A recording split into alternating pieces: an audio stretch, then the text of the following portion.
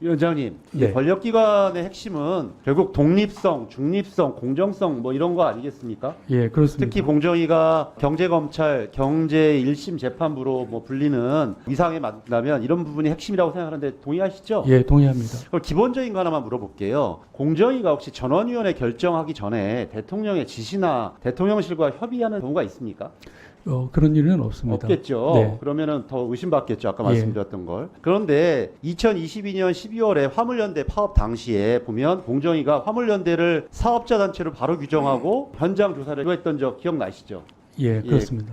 저는 이런 문제들에 대해서 그 당시에도 굉장히 많은 비판이 뒤따랐고 법리적으로도 문제가 있었다라는 얘기가 있었습니다. 결국 공정위가 대통령의 전위부대 역할을 한 것이 아니냐, 이런 문제들은 아까 말씀드렸던 공정성, 중립성에 굉장히 심각한 훼손을 주는 게 아닌가 생각을 하고요. 혹시 위원장님 대통령하고 면담을 자주 하십니까? 제가 이걸 자료 요구를 했더니 제출할 수 없다, 관리하지 않고 있기 때문에 이런 답변이 왔습니다. 총 몇 번을 면담하신 적 있나요? 독대하신 적 있나요? 뭐 업무 보고 드리는 경우는 있지만 언제 근데 왜 이런 그런 것들을 말씀은 관리를 공개할 하지 일은 않고 아닌 것 제출하지 같습니다. 않습니까?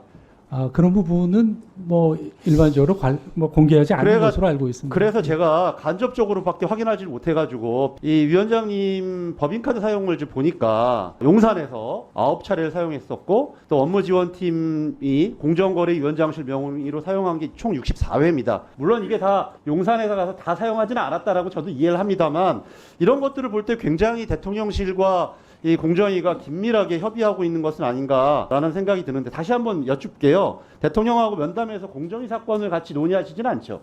그렇습니다. 조사와 관련된 부분에 관해서는 저희가 독립적으로 그런데요, 처리하고 있습니다. 넥슨 과징금 판결이 결론은 뭐 타당하다고 생각할 수 있는데 올해 1월에 이제 공정위가 넥슨에 과징금 116억을 부과하면서 대통령실이 이런 얘기를 했습니다. 윤석열 대통령의 의지를 반영해서 이런 과징금 결정을 내렸다. 왜 이랬을까요? 혹시 대통령의 의지를 어떻게 전달받으셨습니까? 그런 일은 없습니다. 근데 대통령실은 왜 이런 브리핑 자료를 내죠? 전원회의 전에 대통령과 넥슨 문제에 대해서 의논하고 지시받은 적 없습니까? 예, 그런 사실은 없는 그러면 것으로 알고 대통령실에 있습니다. 대한 굉장히 부적절한 브리핑을 한 거네요.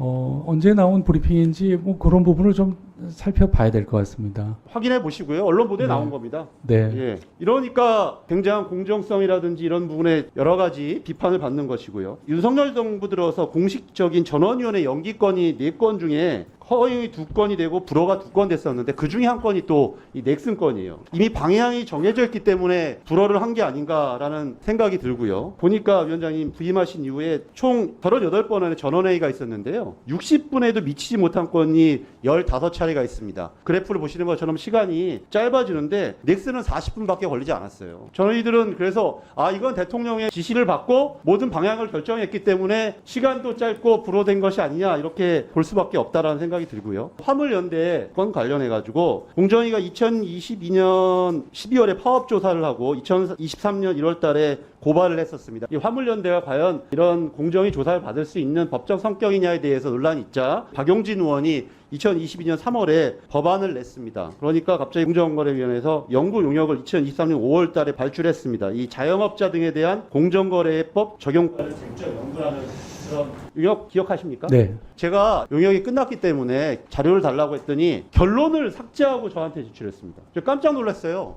뭐 대단한 용역도 아니고. 근데 결론이 없어요. 왜 이걸 안 주는 거냐 했더니 결론이 있다고 합니다. 근데 삭제를 해서 제출을 했습니다. 도저히 지금 납득하기 좀 어려운데 더군다나 이 용역을 하신 분은 최근에 이분 공정거래위원회 비상임위원 되셨죠? 예, 그렇습니다. 출연해보건데 이미 뭔가 결론을 가지고 용역을 발주하고서 또 이분이 공정거래위원회 비상임위원이 된 걸 보면 화물연대 건 대통령이 매우 강한 의지를 보여줬던 건에 대해서 뭔가 공정거래위원회가 예단을 가지고 결론을 도출하고서 이렇게 해서 자료 제출을 요구하자 삭제를 한 것으로밖에 볼 수 없습니다. 위원장님 지금 공정거래위원회 공정합니까?